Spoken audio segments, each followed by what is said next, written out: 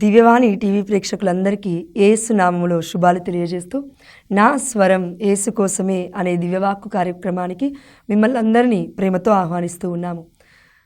ప్రియమైన దేవుడి బిడ్డలారా, చివరి వారము మనమందరము కూడా జూన్ 29వ తారీఖున మన కనతలేని కథోలిక శ్రీ సభ ప్రపంచవ్యాప్తంగా పునీత పేతురు గారి యొక్క పండుగను, పునీత పౌలు గారి యొక్క పండుగను మహాఘనముగా కొనియాడి ఉంది.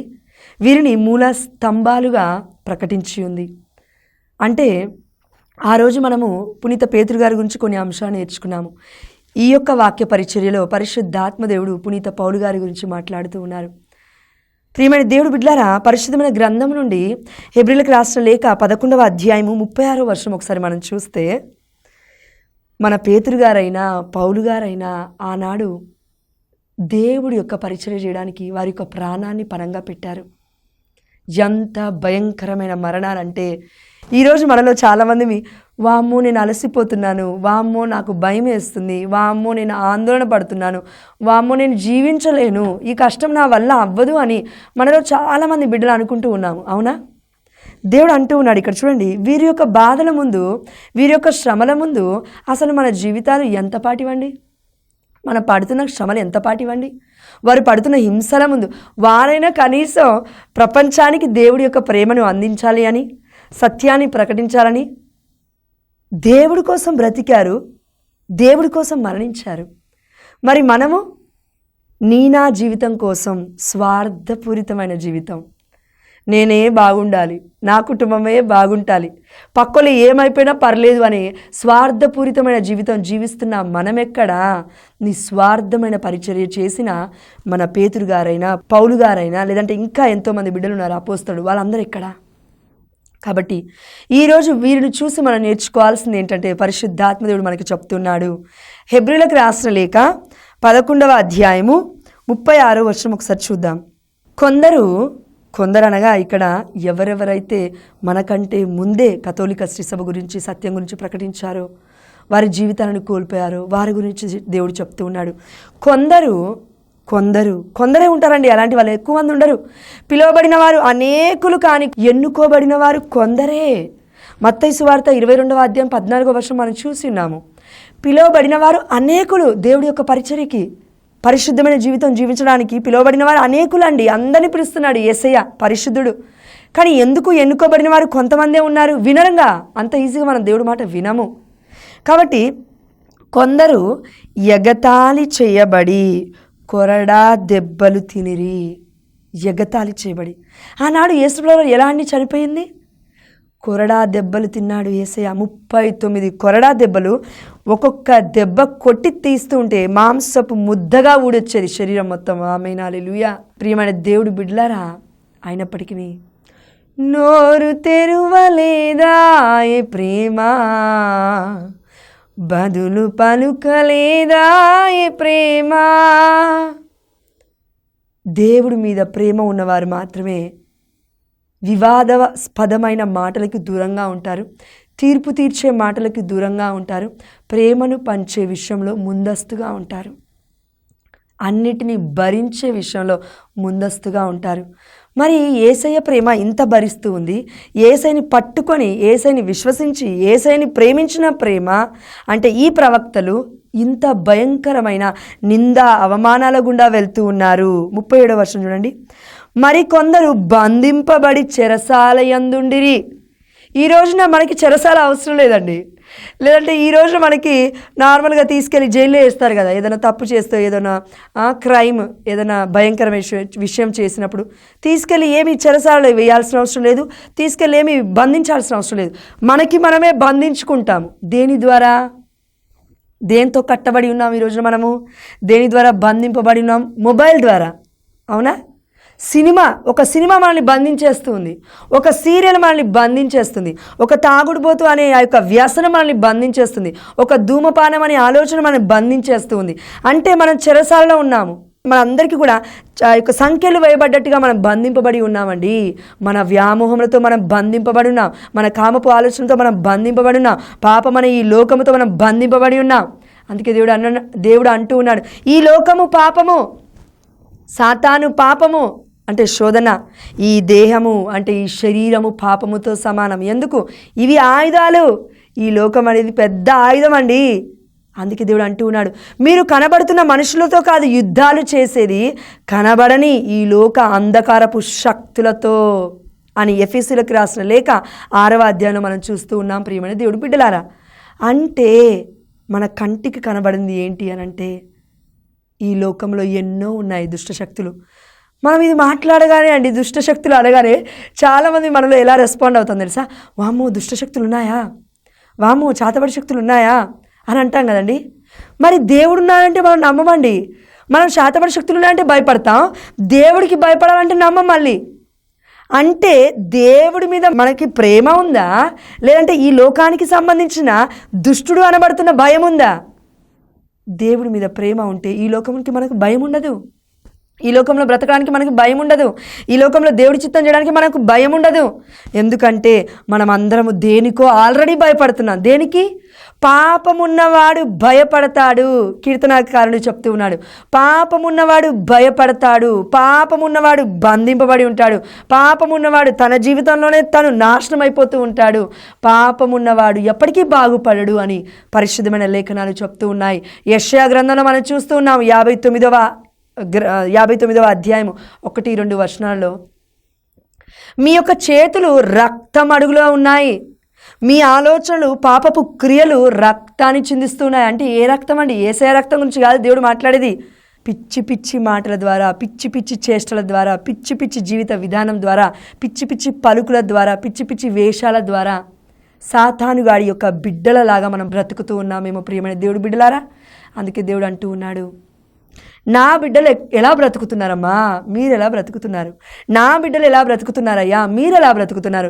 వీళ్ళని బంధించారు, కొరడాలతో కొట్టారు, యొక్క రంపాలతో కోసారు. ఇక్కడ ఉందండి 37వ వచనం చూడండి, హెబ్రీయులకు రాసిన లేఖ 11వ అధ్యాయం 37వ వచనము, వారు రాళ్ళచే కొట్టబడిరి. మనల్ని రాళ్ళతో ఎవరు కొట్టాల్సిన అవసరం లేదండి.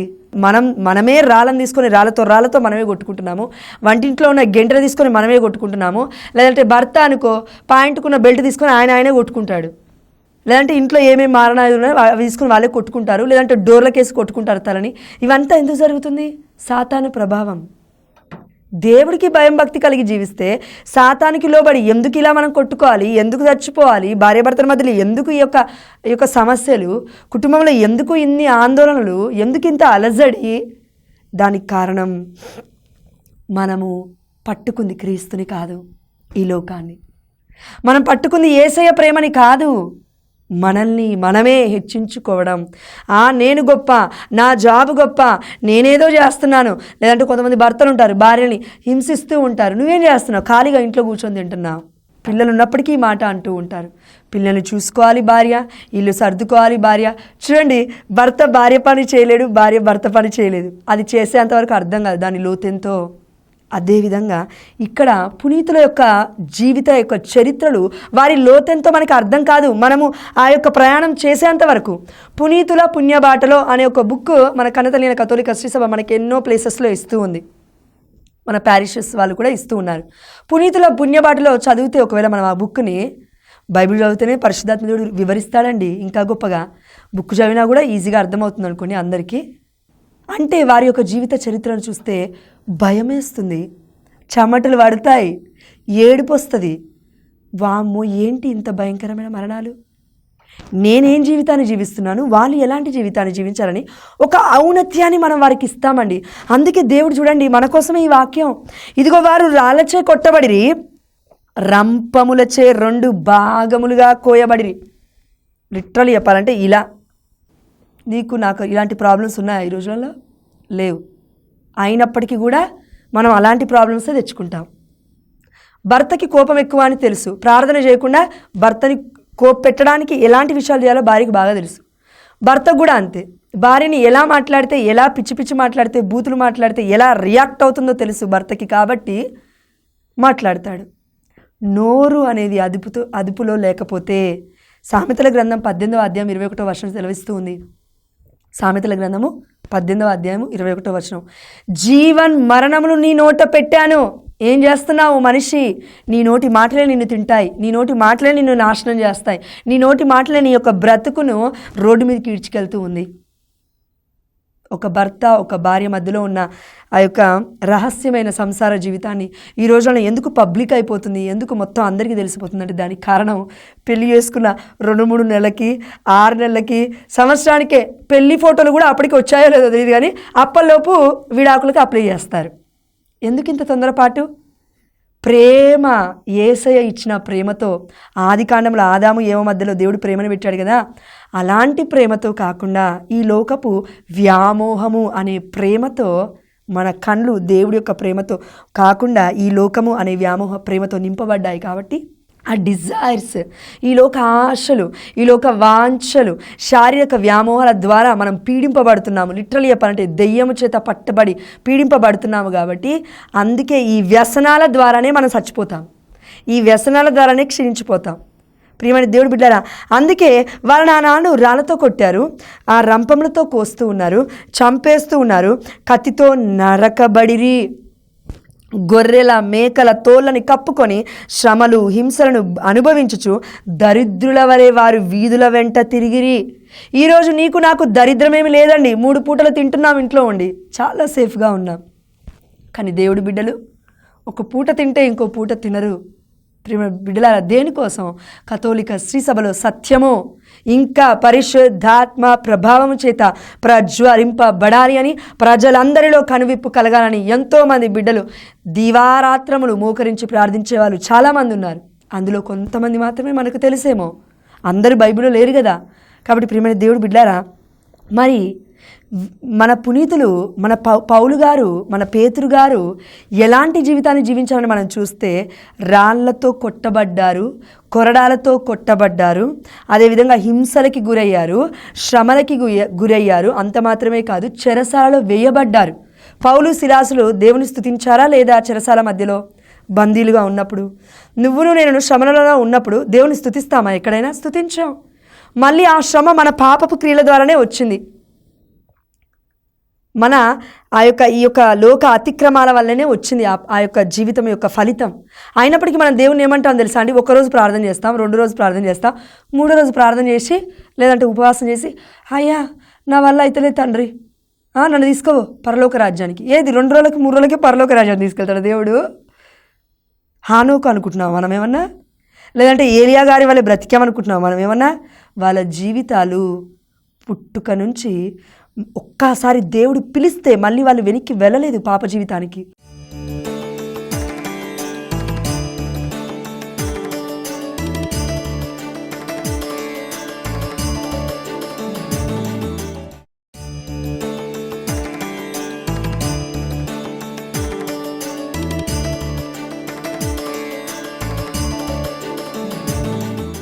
దేవుడు చూడండి, అక్కడ వ్యభిచారంలో పట్టుబడిన స్త్రీతో యెరూషలేము దేవాలయంలో కుంటివాణ్ణి దేవుడు స్వస్థపరిచినప్పుడు ఒక మాట అన్నాడు, ఇదిగో మరలా పాపం చేయకు. నీకు నాకు దేవాదేవుడు ఈరోజు చెప్తూ ఉన్నాడు పునీత పౌలు గారి మధ్యస్థ ప్రార్థన ద్వారా, ఇదిగో మరలా పాపం చేయకు. ఎందుకంటే పౌలు గారు ఒక్కసారి కత్తిని క్రైస్తవును చంపుతున్నాడు, అవునా? దమస్కుకి బయలుదేరిన మార్గ మధ్యంలో యేసయ్య దర్శనాన్ని పొందుకున్న పౌలు గారు కలం పట్టారు, అంటే యొక్క పెన్నును పట్టారు, మళ్ళీ కత్తిని పట్టలేదు. అంటే మరణ పాప జీవితానికి రాలేదండి. అందుకే పౌలు గారు అంటారు లేఖనాలలో, ఇదిగో నేను వెనుకున్న దాన్ని మరిచి ముందున్న దాని కొరకు తీవ్రముగా కృషించుచున్నాను. ఆమేన్, హల్లెలూయా. మనలో ఎంతమంది పాప జీవితాన్ని విడిచిపెట్టి, భార్య చేసిన మిస్టేక్స్ తప్పులను విడిచిపెట్టి, పిల్లలు చేసిన మిస్టేక్స్ని పక్కకు పెట్టేసి, భర్త చేసిన తెలిసి తెలియక పాప జీవితంలో ఏదైనా వ్యసనం ద్వారా చేసి ఉంటే, తాగుడు వ్యసనం ద్వారా చేసి ఉంటే, ఆ యొక్క పిచ్చి పిచ్చి వీడియోస్ ఏదైనా చూస్తుంటే అవన్నిటిని పక్కకు పెట్టి, ఇప్పుడు నా భార్యతో, ఇప్పుడు నా భర్తతో, ఇప్పుడు నా పిల్లలతో ఒక నూతన జీవితాన్ని నేను జీవించాలి అనే ఆలోచన మనలో ఎందుకు లేదంటే దానికి కారణం పరిశుద్ధాత్మ దేవుని మనం ఆహ్వానించట్లేమేమో. పౌలు గారి యొక్క జీవితం మారిందంటే పరిశుద్ధాత్మతో నింపబడ్డాడు. అందుకే మన లేఖనాలు ఉంటూ ఉన్నాయి. అక్కడ అననీయ ప్రవక్త వెళ్తూ ఉన్నాడు. పౌలు గారు ఏం చేస్తున్నారండి? కళ్ళు మొత్తం ముయ్యబడ్డాయి. పౌలు గారి కళ్ళు యేసయ్య దర్శనాన్ని చూడగానే మార్గ మధ్యలో దమస్కు వెళ్తున్నప్పుడు. దాని తర్వాత 3 రోజులు పౌలు ఏమీ తినలేదండి. ఏమీ తినకుండా మోకరించి ప్రార్థన చేస్తున్న సమయంలో దేవుడు అననీయ ప్రవక్తను లేపి పంపిస్తే వెళ్ళి స్వస్థత ఇవ్వగానే ఇదిగో పౌలు, దేవుడు నిన్ను ఎన్నుకున్నాడు, జ్ఞానస్నానం పొందు, పవిత్రాత్మని పొందు అని చెప్తూ ఉన్నాడు అననీయ ప్రవక్త ద్వారా. దేవుడు 3 రోజులు ఉపవాస ప్రార్థన చేసేది మన కోసం, దేవుడి కోసం కాదండి, మన కోసం. మన యొక్క శరీరాన్ని ఉపవాసం ద్వారా నలగొట్టుకోవడం కోసం, అనగొట్టుకోవడం కోసం, ఈ శారీరక వ్యామోహాలను తెగ నరుక్కోవడం కోసం. ఎందుకు? శారీరక వ్యామోహాల వల్ల కుటుంబాలు విచ్ఛిన్నమవుతూ ఉన్నాయి. అందుకే పునీత పౌలు గారు రోమిలకు రాసిన లేఖ 12వ అధ్యాయం 1వ వచనం 2వ వచనం ఇలా సెలవిస్తూ ఉంది. నా ప్రియ సహోదరి మనులారా, ఈ యొక్క విషయాన్ని గుర్తుకుంచుకొనుడు. పరిశుద్ధులుగా మీ యొక్క దేహమును సజీవ యాగ బలిగా దేవుడికి అర్పించుకొనుడు. ఆమేన్, హల్లెలూయా. ప్రియమైన దేవుడి బిడ్డలారా, సజీవ యాగ బలిగా అని అంటే దానికి అర్థం ఈజ్ ఈక్వల్ టు పరిశుద్ధత. దేవుడు మనకిచ్చిన పరిశుద్ధత, దివ్య సప్రసాద నాదుని మనం తీసుకుంటున్న పరిశుద్ధత, ప్రతిరోజు మనం కథోలిక శిశువులకి వెళ్తున్నాము, దివ్యమైన బలి పూజలో పాల్గొంటున్నాము, యేసయ్యని స్వీకరిస్తూ మళ్ళీ అంటున్నాము నా వల్ల కావట్లేదని. అపరిశుద్ధంగా జీవించకూడదు. పౌలు గారు తన పాత జీవితాన్ని మర్చిపోయారు, ఇక కొత్త జీవితాన్ని అలానే పట్టుకొని జీవించారు. ప్రియమైన దేవుడి బిడ్డలారా, పునీత పౌలు గారు ఇలా అంటూ ఉన్నారు, పాత జీవితము గతించినది, కొత్త జీవితం ప్రారంభమైనది. ఆమేన్, హల్లెలూయా. ఎవడైనా క్రీస్తునందున్న ఎడల వాడు నూతన సృష్టి. ఆమేన్, హల్లెలూయా. మరి యేసయ్యలో ఉన్న మనము నూతన సృష్టిగా ఉన్నప్పుడు మరలా పాప జీవితానికి ఎందుకు వెళ్ళాలి?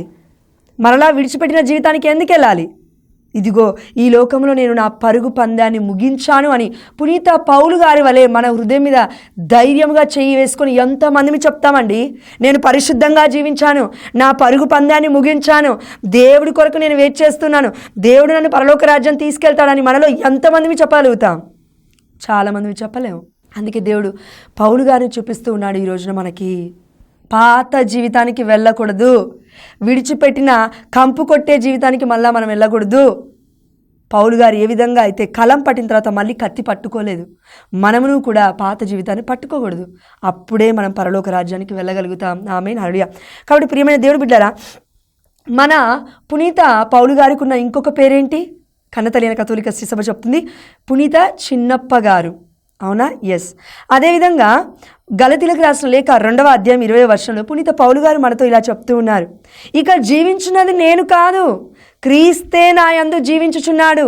మనం అంటాం కదా, వామ్మో పరిశుద్ధంగా ఎలా అండి జీవించేది?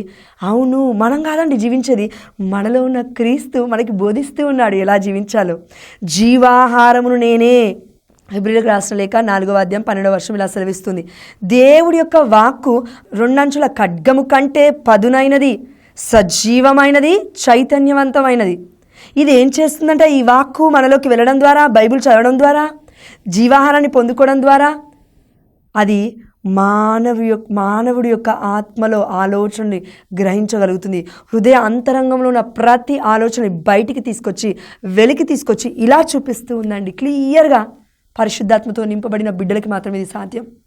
ఇదిగో దేవుడి యొక్క వాక్యం 2 అంచుల ఖడ్గము కంటే పదునైనది, సజీవమైనది, చైతన్యవంతమైనది. ఇది జీవాత్మల సంయోగ స్థానము వరకు, కీలు మజ్జ చేరు వరకు ఛేదించుకొని పోగలదు. ఆమేన్, హల్లెలూయా. ప్రియమైన దేవుడి బిడ్డలారా, ఒక కత్తితో ఇంకో వ్యక్తిని చంపితే ఏం చేస్తాడు? చచ్చిపోతాడు. అదే రెండు సైడ్లు ఒకవేళ కత్తికి షార్ప్ ఉందనుకోండి, 2 సైడ్స్ ఒక కత్తి షార్ప్ ఉందనుకోండి, ఫర్ ఎగ్జాంపుల్ అమ్మ నేను చెప్తున్నాను, ఇలా పొడిచామనుకో ఏమవుతుంది? ఈ కత్తికి ఇటు సైడ్ కూడా ఆ యొక్క షార్ప్నెస్ ఉంది కాబట్టి నాకు కూడా పొడుచుకుంటుంది. నిన్ను చంపాలని నేను ప్రయత్నం చేశాను అనుకో, నేను కూడా చచ్చిపోతాను. ఏం విత్తుతామో అది కోస్తాం.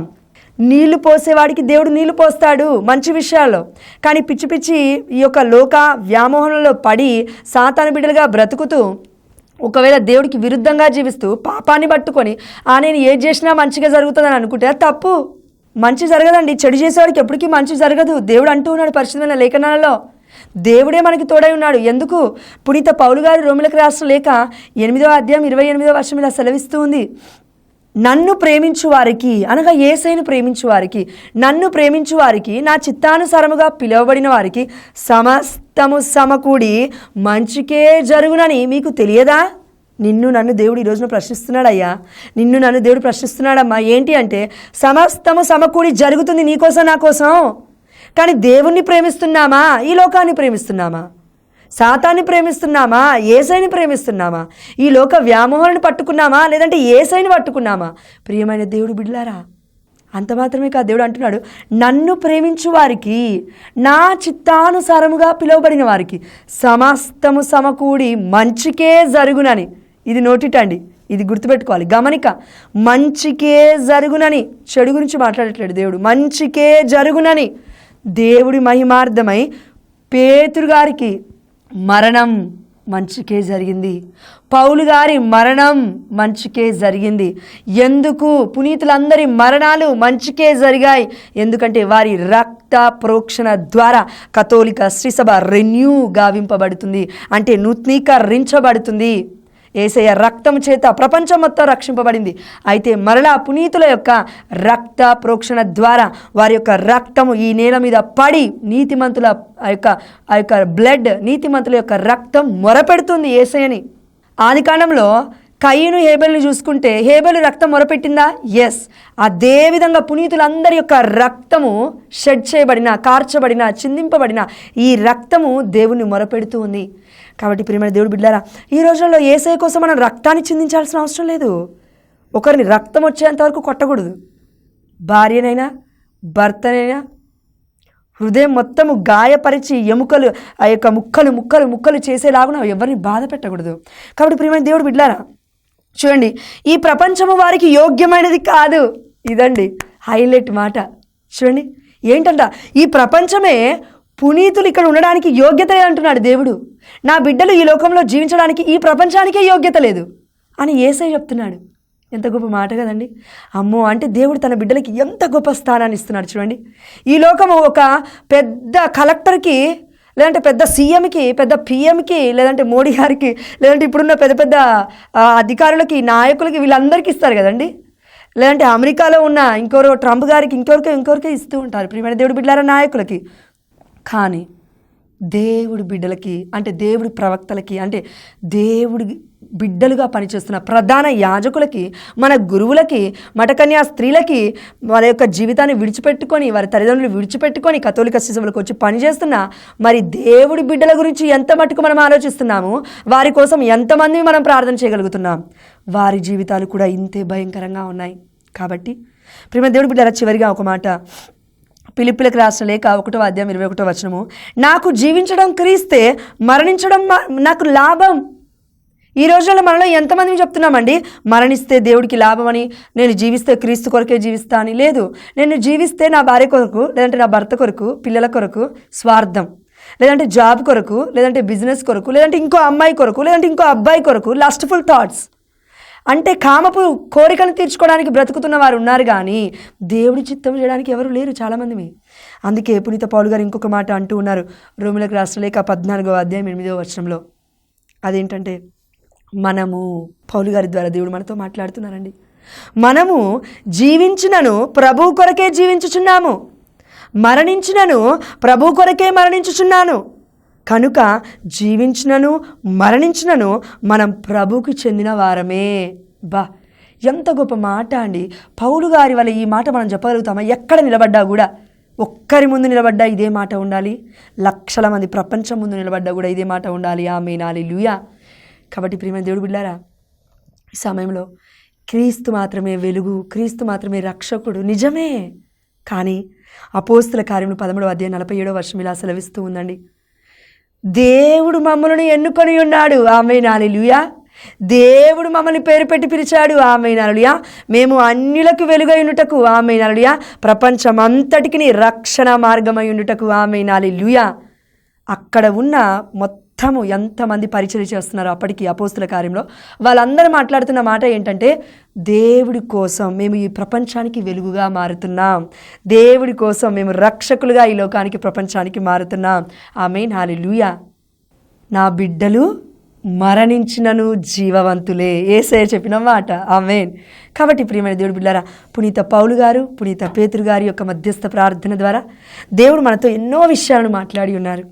మరి ఇంత గొప్ప ధన్యత్వం కలిగిన జీవితాన్ని మనమును కూడా దేవాతి దేవుడిని కోరుకుంటూ, ఈ వాక్య పరిచర్యలో దేవాదేవుడు మనల్ని దర్శించినందులకు దేవుడికి మహిమ చెల్లిస్తూ, ప్రభువా, పునీత పేతురు గారు, పౌలు గారి మధ్యవర్తిత్వ ప్రార్థన ద్వారా మేమును నీ మహిమార్థమై మరణించుటకు, ఇక జీవించినది క్రీస్తు కొరకే, మరణిస్తే నాకు ఇంకా అది మేలే అని మేమందరము మా గత జీవితాన్ని, పాత జీవితాన్ని, పాపపు జీవితాన్ని విడిచిపెట్టి నీ వైపు చూస్తూ ఉన్నాం ప్రభువా.